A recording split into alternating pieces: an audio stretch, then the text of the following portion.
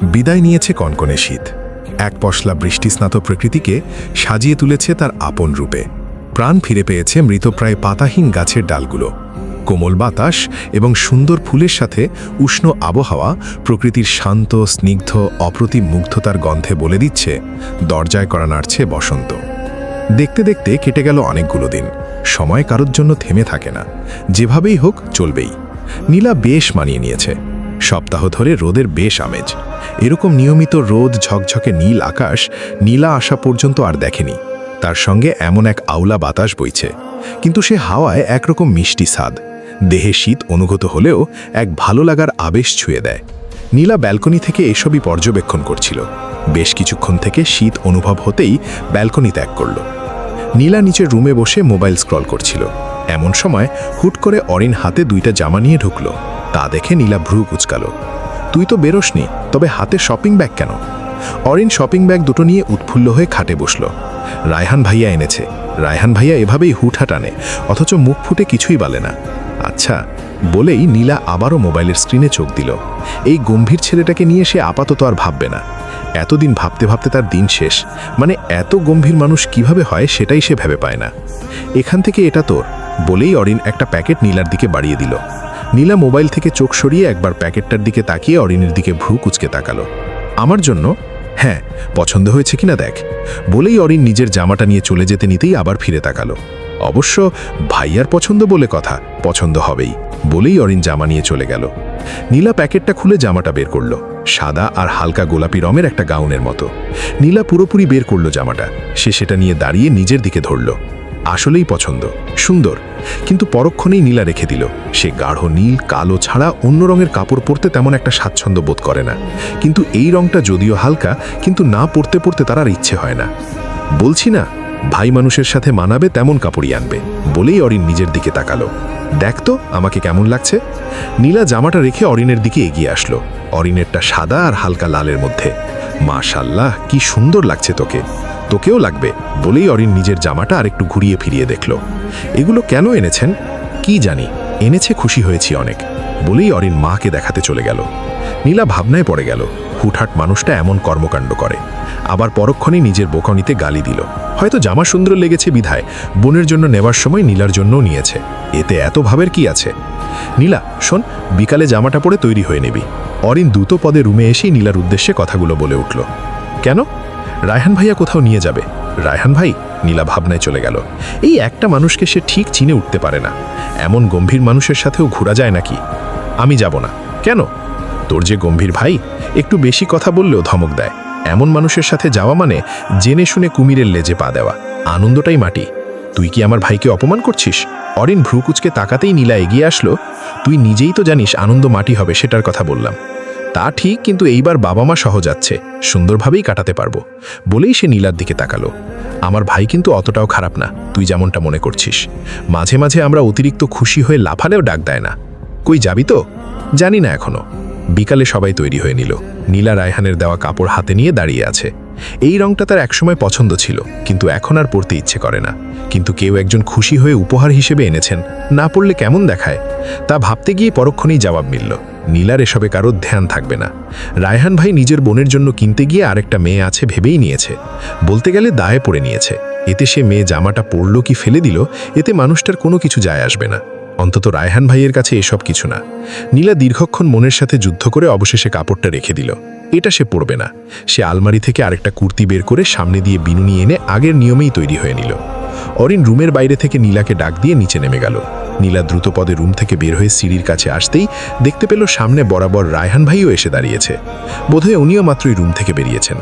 নীলা রায়হান আগে নেমে যাওয়ার জন্য সরে দাঁড়ালো, কিন্তু তাকে দাঁড়িয়ে থাকতে দেখে সে ভ্রু কুচকে তার দিকে তাকালো। কাপড়টা পরুনি কেন? রায়হান ভাইয়ের কণ্ঠস্বর পেয়ে নীলা তাকালো। তিনি দুহাত পকেটে রেখে সামনের দিকে তাকিয়েই কথাটা বলেছেন। এমনিতে সবসময় গাঢ় নীল, কালো এসব কাপড় পরো, খুবই অশুভর মতো। মাঝে মাঝে বদলিয়ে পড়ো, ভালো লাগবে বলেই তিনি নিচে নেমে গেলেন। আর নীলা ওইভাবেই ঠায়ে দাঁড়িয়ে রইল।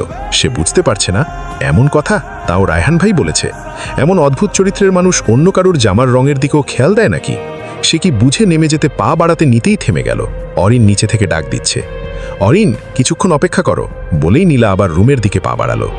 কিছুক্ষণের মধ্যে রায়হানের আনা সেই হালকা গোলাপি সাদা মিশ্রণের কাপড়টি পরে নেমে আসলো নীলা। Cherry blossom. জাপানিরা অপেক্ষা থাকেন এই বসন্তের জন্য, কারণ হাজারো চেরি ফুলের কুড়ির প্রস্ফুটনে আগমন ঘটে এ সময়। জাপানের বসন্তের প্রধান আকর্ষণ হলো চেরি ফুল। সাধারণত গোলাপি, সাদা এবং লাল রঙের ফুলের প্রাধান্য বেশি দৃষ্টিগোচর হয় চেরিতে। এক বিচিত্র গড়নের পাপড়ি দেখা যায় ফুলগুলোতে। সেই সঙ্গে গাছে গাছে আনন্দে মেতে ওঠে পাখপাখালি ও হরেক প্রজাতির রঙিন প্রজাপতি। এ সময় কোরিয়ার প্রতিটি প্রান্তে হয়ে ওঠে চেরি ফুলের স্বর্গরাজ্য। হাজার বছর ধরে এই ফুলকে নিয়ে কোরিয়ানরা রচনা করে চলেছে চিত্রকর্ম, সাহিত্যকর্ম, গান সহ অনেক কিছুই। চেরি যেমন বসন্তের আগমনী গান শোনায়, তেমনি চেরি ফুলের মাধুর্য কোরিয়ানদের চিন্তাচেতনা ও সৌন্দর্যবোধের যোগান দেয়। নীলা গাড়ি থেকে নেমেই উৎফুল্ল হয়ে গেল। কি সুন্দর! এতদিন শুধু ভিডিও, ছবি এসবে দেখে মনের তৃষ্ণা মেটাতো, আর আজ পুরোপুরি সামনে। চারিদিকে মানুষে গিজবিজ করছে। এটি মূলত ব্লসম ফেস্টিভ্যাল হানামি নামে পরিচিত, যেটির অর্থ ফুল দেখা। এটি জাপানের একটি ঐতিহ্যের মতো হয়ে গিয়েছে। প্রায় সব মানুষই তাদের পরিবার পরিজন নিয়ে ফুল ফোটানো উপভোগ করতে আসেন অথবা প্রিয়জনদের সাথে সময় কাটাতে আসেন। নীলা তাকিয়ে দেখল পাশেই একটি সরু নদী বয়ে যাচ্ছে। নদীর পাশেই চেরি ফুলের গাছের বিশিষ্ট লম্বা লাইন, আর সেই গাছে সাদা গোলাপি মিশ্রণের চেরি সমাহার। নীলা আশেপাশে তাকিয়ে দেখল চারপাশে অনেক মানুষের দল। এক এক দল এক এক আড্ডা। কোনো দল কথা বলতে বলতে উচ্চ স্বরে হেসে সময়টা ভালোভাবেই উপভোগ করছে, আবার কোনো দল চুপচাপ বসে থেকে সময় উপভোগ করছে। নীলা অদূরে তাকিয়ে দেখল এক বৃদ্ধ আর বৃদ্ধা নদীর কিনারে বসে সময়টা উপভোগ করছে। তার ভালো লাগলো ভীষণ।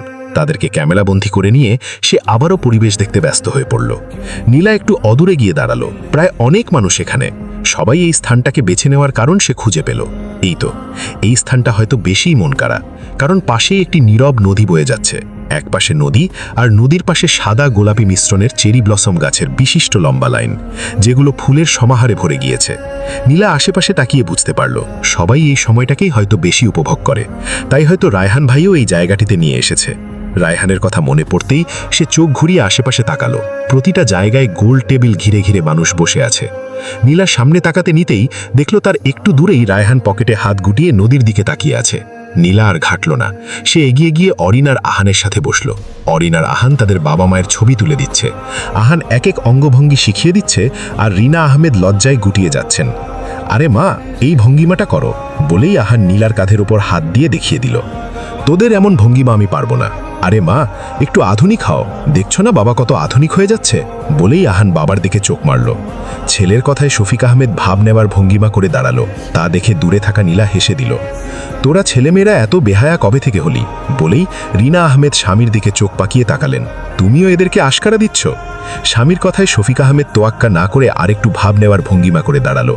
ওরা সত্যির কথাই তো বলছে। দেখছো না তোমার স্বামী দিন দিন কত সুন্দর হচ্ছে, তোমার তো গর্ব করা উচিত। তা না করে তুমি ছেলে মেয়েদের ধমকাচ্ছ, এটা কিন্তু ঠিক না রিনা। স্বামীর কথায় রিনা আহমেদ তোয়াক্কা না করে আহানের দিকে রাগী চোখে তাকালেন। একটু হেসেছি তাই বলে মাথায় উঠে যাবি? এত নির্লজ্জ কবে হলি? আচ্ছা আচ্ছা, অনেক বকেছ, চলো আমরা একটু পরিবারের ছবি নিই, বলেই আহান মা বাবার পাশে গিয়ে দাঁড়ালো। রায়হানকে ডাক। অরিন গিয়ে ভাইকে বলে আবার ফিরে আসলো। ভাই কোনোদিনও ছবি তুলবে? এমনিতেও অনেক বছর পরে নিজে থেকে এসেছে, এই অনেক। এর চেয়ে বেশি আশা করলে হিতে বিপরীত হবে। রিনা আহমেদ অরিনকে চুপ করিয়ে ডাক দিতেই রায়হান আসলো। তোমরা তোলো, আমি ছবি তুলে দিই। না, তুই সহ আয়, বলতেই রায়হান এগিয়ে গেল। রায়হান গিয়ে দাঁড়াতেই নীলাকে অদূরে দাঁড়িয়ে থাকতে দেখল। নীলা, তুমিও আসো। রায়হানের বলা কথা শুনে সবার নীলার কথা খেয়াল হলো। আরে হ্যাঁ, নীলা আসো, বলেই রিনা আহমেদ ডাক দিতেই অরিন টেনে নিয়ে আসলো। আমার তুলতে ইচ্ছে করছে না, তোমরা তোলো। এমন বললে তো চলবে না, বলেই আহান নীলাকে টেনে দাঁড় করিয়ে দিল। ছবি তোলা শেষেই আহানের ফোন আসায় সে ফোন নিয়ে একটু দূরে সরে গেল। নীলা প্রতিটা মুখের দিকে তাকালো। এমন হাসি খুশি পরিবার, কারোর নজর না লাগুক। নীলা একটু দূরে সরে নদীর পাশে এগিয়ে গেল। সে খেয়াল করল তার জামাটার সাথে এই জায়গাটার বেশ মিল, মানে চেরি ব্লসম ফুলগুলো সাদা গোলাপি মিশ্রণের, আর তার জামাটাও সাদা গোলাপি মিশ্রণের।